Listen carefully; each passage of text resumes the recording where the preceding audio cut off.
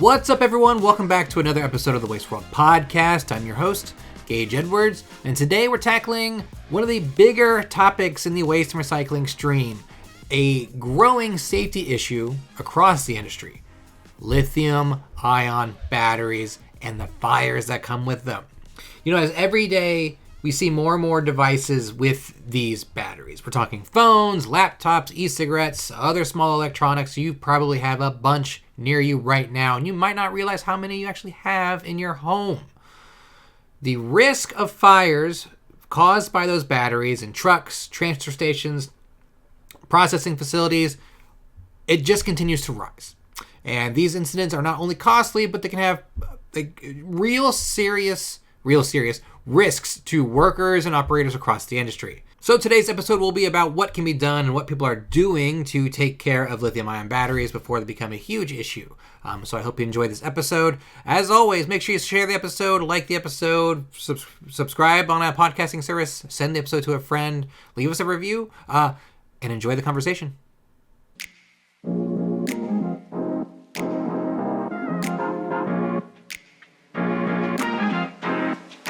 Joining me today is Valerie Bedrock, who has spent the last 10 years working in the waste industry as a material profiler at Reworld. Valerie's work focuses heavily on secure destruction for industries like healthcare and law enforcement, including pharmaceuticals, medical waste, and other sensitive materials. Through that experience, she's developed a deep understanding of how materials move through the waste stream and the risks that come with them, including the growing issue of lithium-ion batteries ending up where they shouldn't be. Valerie, welcome to the Reworld podcast. How are you? Thanks for having me, Gage. I'm really excited to be here. How are you? I'm doing fantastic. It's cold again back here on the East Coast, and I'm very annoyed by it, but we live and we learn. We're moving on. Valerie, I always like to give my guests a way to present themselves or introduce themselves to the audience. Could you give us a quick rundown of who you are, what you do, and what we're talking about today? Sure, absolutely. So you gave a brief description already, but I've been working with the company for 10 and a half years. And for those who don't know, Reworld is a leading provider of sustainable waste solutions, and we offer end-to-end services across the full waste life cycle. And for me in particular, I specialize in pharmaceuticals, regulated medical waste, law enforcement, and DEA waste processing. So I do see a lot of lithium batteries that come across my desk. So that is a hot topic currently, and no pun intended. So why is that becoming such a major industry issue? Like, what's the big problem? What's going on now with it? It's just the growing use of lithium-ion batteries, and we don't know what to do with them at home. Absolutely, yeah. And I mean, they're popping up in industries where we maybe haven't seen them before. We see them in pharmaceuticals. I like to talk about this particular example. There's a really cool type of EpiPen that's out there now that actually talks you through the process on what you're supposed to do. Which is EpiPen talks you through it, yeah. Okay. Yes. I haven't heard of this, so I didn't know. Yes, the EpiPen talks you through it, and so that type of device obviously is powered by something, and that something is a lithium battery. A harmful little thing. Yeah. So something that definitely helps you is also a cause for a little bit of hurt. Yeah.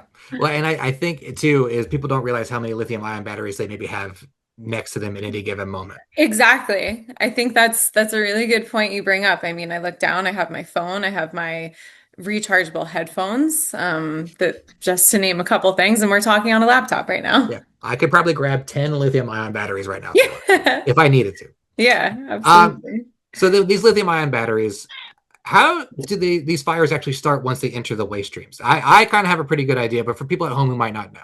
Yeah, absolutely. So I was lucky enough to represent Reworld on a panel at Waste Expo last year with some lithium-ion battery recycling experts.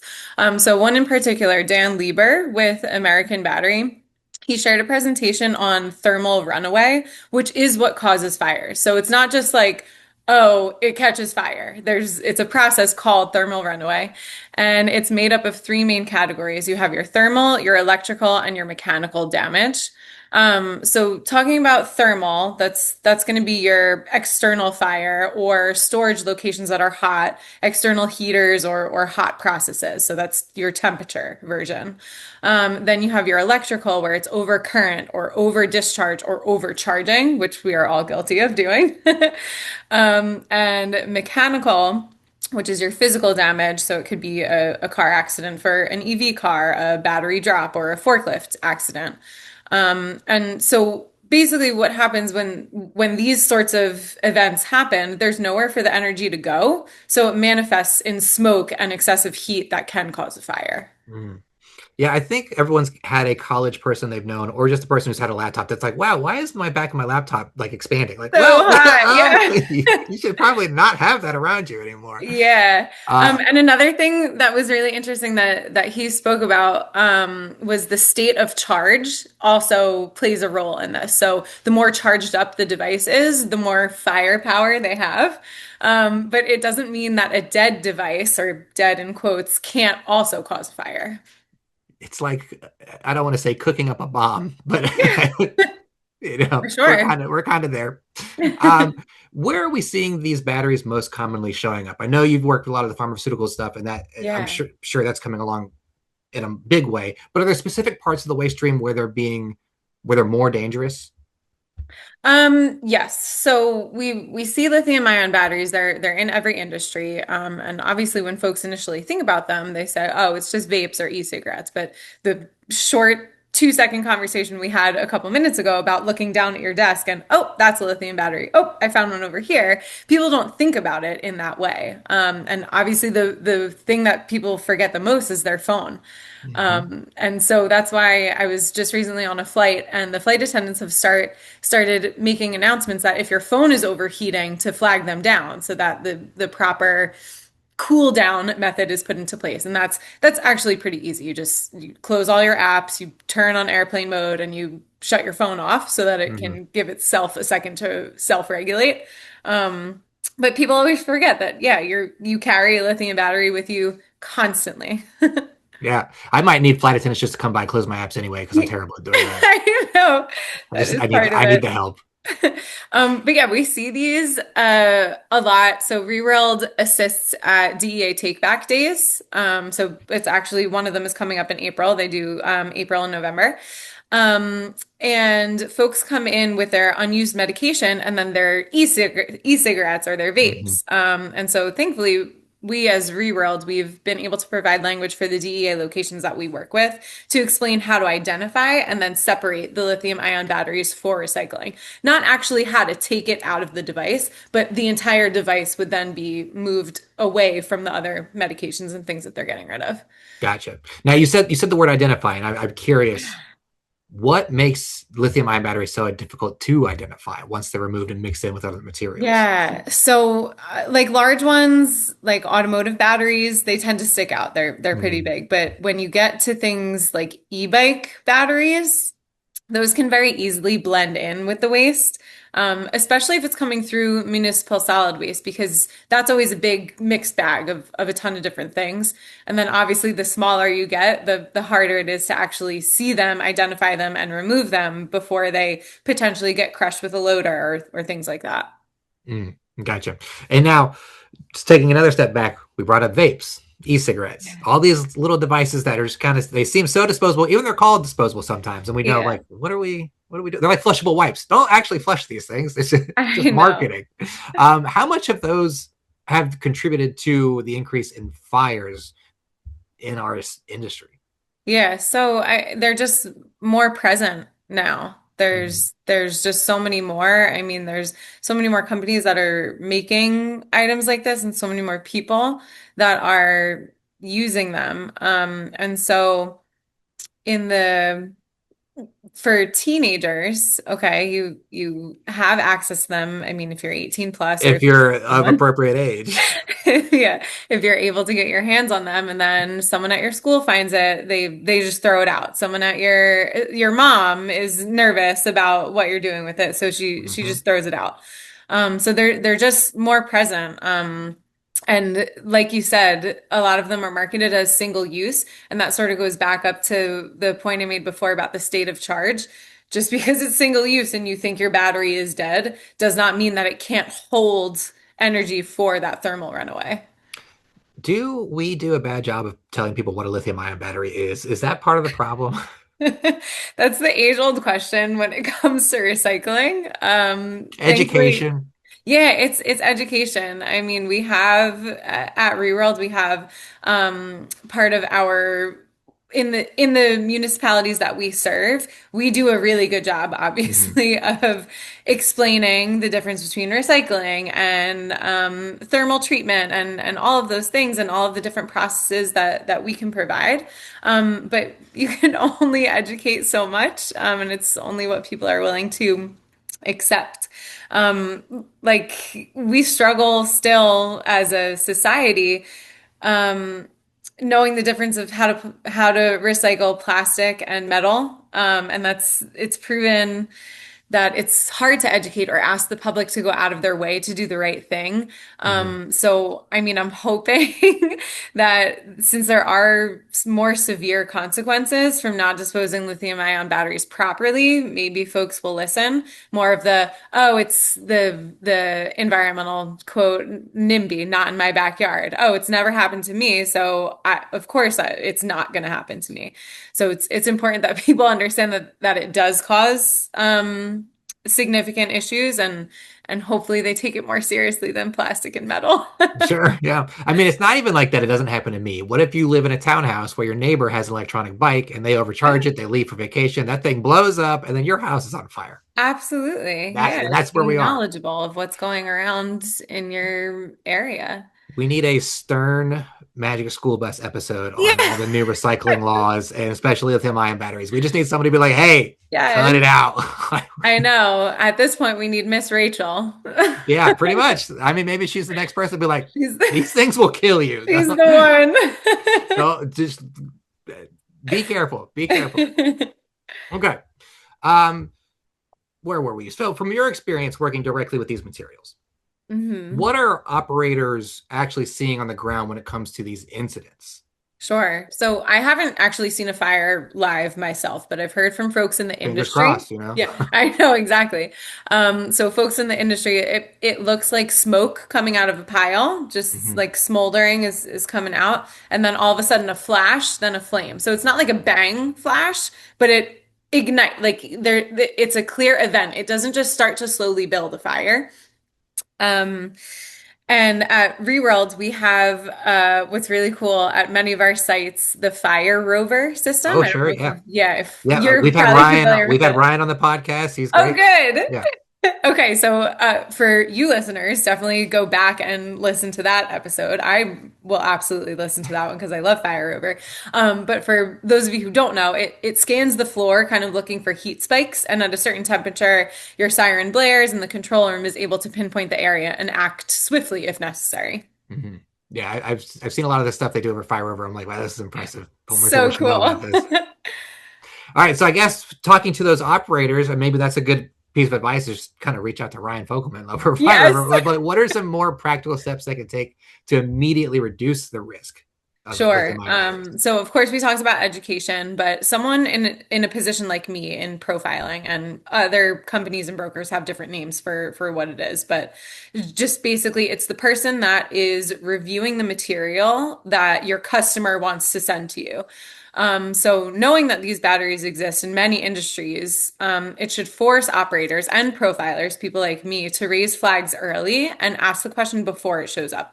Mhm. Because once it shows up, there's a chance that it could catch. There's also a chance that it won't. And so doing the pre-work, and again, that education part is really challenging. But if we as profilers can do our due diligence, ask the right questions, it can definitely prevent some of these fires. Yeah, I think a lot of people just need to have like a TikTok video of them like, oh, that's what a fire at a landfill looks like. This Yes. is frightening because it just keeps smoldering. You can't get Yep. all the smoke out. It's there forever. Yeah. That kind of thing. So I guess we already kind of touched on the topic, but if you have anything else to add about consumer behavior, what does need to change? Oh gosh. Yeah. I mean, you can't blame the consumer for We everything. can. This is they don't listen to this show typically, but we're here to tell them they got to shape up. Exactly. And like as someone who's in the been in the waste industry for years, I also slip up. So if I'm not 100% perfect, Hmm. there's no way that I can blame someone who doesn't know. But Fair. thankfully, Reworld, we host e-waste collections where I know that I can bring my cell phone and laptop batteries too. It's just being able to get the word out. And so I talked a little bit about the DEA take back days that we assist in certain jurisdictions. That maybe it's the first time people are hearing the term lithium ion battery. And if we get one person to do it right for the next time, that's better than zero. Yeah, no kidding. It's baby steps, but it's Yeah. a theme we talk about on the show. It's all the time. It's like it takes all of us. We all have to kind Yeah. of get on board with this. We all have to kind of understand what we're buying and what we're throwing away because Yeah. it's going somewhere. It's going to be catastrophic sometimes. Totally. Um, New technologies, policies, innovations. What are you seeing to help address these issues? So we have an asset called Reworld. It's in Pennsylvania, and it is a site that collects and recycles e-waste of all types, and that includes lithium-ion batteries. So it's just creating more facilities like that and creating more opportunities for people to be able to drop off their material and for the manufacturers of the material to know that they can create an item and a product that is really important, like those EpiPens that talk to you. That is a life-saving piece of equipment.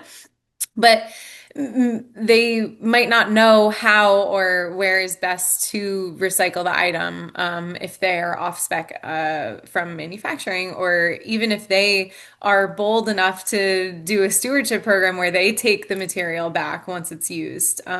They need to hear maybe more about the relationships that we can build with them to bring the material for recycling. As the issue continues to grow, let's put on our crystal ball hats here or look into a crystal ball. What do you think the industry needs to do to prioritize over the next few years to stay ahead of this issue? Yeah, education, education, education. You're gonna get sick of me hearing the word education. Sure. But I've even just preparing for this podcast, and I'm not gonna go in blind, obviously. I tried to look up to see if there's anything that's going on in my municipality. And we do. There is information on our town's website that says these are the take back days, or these are the locations that accept a whole slew of things. It could be your household hazardous waste, just your regular, your paints and your garage clean out type stuff. But it also does thankfully give information on what to do with your lithium ion batteries and then of course also your unused medications and things like that. So I think there can be a little bit more onus on the manufacturer to provide those sorts of take back bins where their products are sold. So if Mhm. you're going to be selling in a Walmart, why not have a bin in a Walmart that you're able to take back the used or damaged material? I mean, maybe Walmart doesn't want to have that sort of collection in their Almost space. like I'm not putting a bunch of blowing up devices right in this box. Exactly. Exactly. But they should know, okay, if you're selling this type of product, that is also, there's also a possibility if it's not touched by a person that it could still Mhm. have an issue. Like the different types of thermal runaway that I described before. It could happen anywhere. You're stocking the shelves and a shopping cart rolls over it. I'm not saying it's going to immediately burst into flames and the entire place is going to go down, but it's always possible that a small fire starts. Mm. Yeah, it's a scary thing to think about, but Yeah, again, and when I say it takes all of us, I'm not just talking about the consumers learning about it. I'm talking about the manufacturers, the producers, the exactly. distributors, everybody. I It's a think so too. whole thing we need to cover. All right. Well, Valerie, that's the end of my questions. Did you have anything that you wanted to add that maybe I didn't touch on today? Something that we need to know more about lithium ion batteries other than like, hey, this is a really big issue that we need to figure out. So if something does happen, you're in a scenario where something does look like it's smoking. Obviously you try to get everyone to a safe area, get yourself to a safe area, call someone who can help, call your fire department, call your police department. If it's something that's really small and you're able to contain, Actually, the best way to deal with a lithium-ion battery fire is with water. Hmm. It's not necessarily a special, they do make a special fire extinguisher. So if you are in an industry where that would be something that you need, or if you're, I don't know, you just have a lot of batteries around you. Maybe you're a gamer, or maybe you do like light art or something like that. Maybe having some safety precaution to have the special lithium ion battery fire extinguisher. But if you don't, copious amounts of water is definitely going to be a way for you to put that out. Yeah, that is a good reminder. I am a gamer, and I have an abundance of controllers and speakers and Oh, equipment I around couldn't me. tell, So Gage. yeah. All right. Well, Valerie, that's all I have for you. Where can Okay. people find more about what you guys are doing at Reworld and maybe the work that you're doing? Maybe where can they get hooked up with seeing lithium-ion battery deposits? Okay, Yep. so reworldwaste.com. Okay. As my cat joins me on my desk here, Oh, we'll good. wrap this up. Valerie, thank you so much for joining me today. It was a pleasure talking to you and a pleasure figuring out more about the dangers of lithium ion batteries and what we can do to prepare ourselves. Yeah. Thanks so much for having me. I appreciate it.